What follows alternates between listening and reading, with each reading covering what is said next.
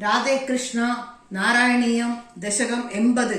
സ്യമന്തക ഉപാഖ്യാനം. സത്രാജിതസ്ത്വമദലുബ്ധവദർക്കലബ്ധം ദിവ്യം സ്യമന്തകമണിം ഭഗവന്നയാചീഹി തത്കാരണം ബഹുവിധം മമ ഭാതി നൂനം തസ്യാത്മജാം ത്വയിരതാം ചലതോ വിവോട്ടും അദത്തം തം തുഭ്യം മണിവരമനേനാൽപമനസാ പ്രസേനസ്തദ്ഭ്രാതാ ഗളഭുവിവഹൻ പ്രാപമൃഗയാം അഹന്നേനം സിംഹോ മണിമഹസി മാംസഭ്രമവശാത് കബീന്ദ്രസ്തം ഹത്വാ മണിമപി ച ബാലായ ദദിവാൻ സശംസു സത്രാജിത് ഗിരമനുജനാസ്ത്വാം മണിഹരം ജനാനാം പീയൂഷം ഭവതി ഗുണിനാം ദോഷകണികാ തതഃ സർവജ്ഞോപി സ്വജനസഹിതോ മാർഗണപരഃ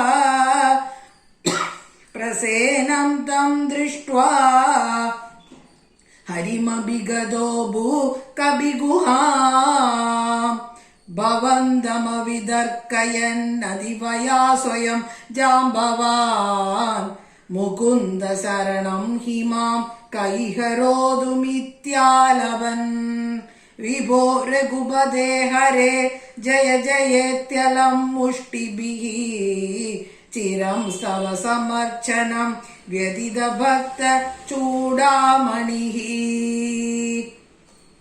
ബുദ്ധ്വാ തദേന ദത്താം നവരമണീം വരമണീം ച പരിഗൃഹ്ണൻ അനുഗൃഹ്ണൻ നമുമാഗാഃ സപദി ച സത്രാജിതേ മണിം പ്രാദാഃ തദനു സകലു വ്രീലാലോലോ വിലോല വിലോചനാം ദുഹിതരമഹോ ധീമാൻ ഭാമാം ഗിരൈവ പരാർപ്പിതാം അതിദമണിനാ തുഭ്യം ലഭ്യം സമേത്യ ഭവാനപി പ്രമുദിതമനാസ്തസ്യൈ വാദാന്മണിം ഗഗനാശയഃ വ്രീലാകുലാം രമയതി ത്വയി സത്യഭാമാം കൗന്ദേയദാഹ കഥയാത കുരുൻ പ്രയാതേ കീകാന്തിനേയ കൃതവർമ്മ ഗിരാനിപാത്യ സത്രാജിതം ശതധനുർ മണിമാജഹാര ശോകാത് കുരൂനുപഗാതമവലോക്യ കാന്താം ഹത്വാ ദ്രുതം ശതധനും സമഹർഷയസ്താം രത്നേ സശങ്ക ഇവ മൈഥില ഗേഹമേത്യ രാമോ ഗദാം സമശിക്ഷിതദാർദ്രരാഷ്ട്രം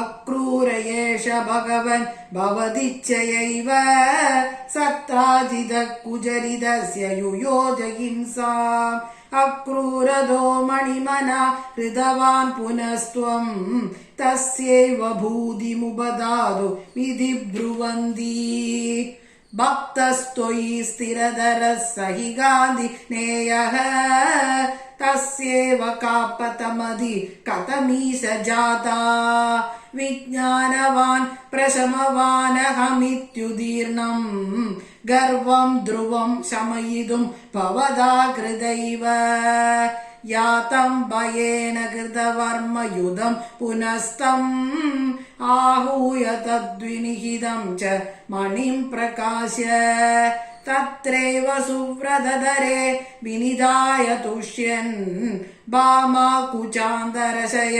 പവനേശപായാഃ സർവത്ര ഗോവിന്ദനാമ സങ്കീർത്തനം. ഗോവിന്ദ ഗോവിന്ദ. ശ്രീഹരേ നമഃ.